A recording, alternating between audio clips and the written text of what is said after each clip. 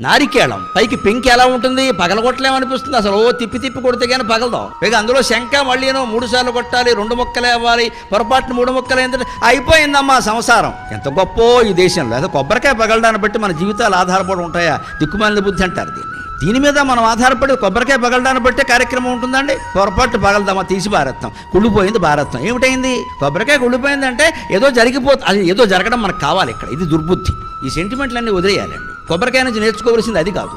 పైన మిగులగట్టి లోన మృదువు, మంచివాడి మనస్సు కూడా అంతే. లోపల చాలా మృదువుగా ఉంటుంది. ఆ పగలగొట్టు లోపలికి వెళ్ళి ఆ కొబ్బరికాయ నవిలుతూనే ఎంత బాగుంది. పైకి మాత్రం గట్టిగా ఉంటుంది. ఒక్కొక్కరి మాట, విద్వాంసులు జ్ఞానులైన వాళ్ళ మాటలు కఠినంగా ఉంటాయి, ఒక్కోసారి ఖచ్చితంగా ఉంటాయి. అంత మాత్రం చేత వాళ్ళ మీద నింద వేయకూడదు. ఈయన కోపం ఎక్కువ, కఠినత్వం ఎక్కువ అని. లోపల మనస్సు చాలా మృదువు. మహానుభావుల మనస్సులు ఎలా ఉంటాయంటే ఒక్కోసారి వజ్రం కంటే కఠినంగా ఉంటాయి, వెంటనే పువ్వు కంటే మృదువుగా ఉంటాయి.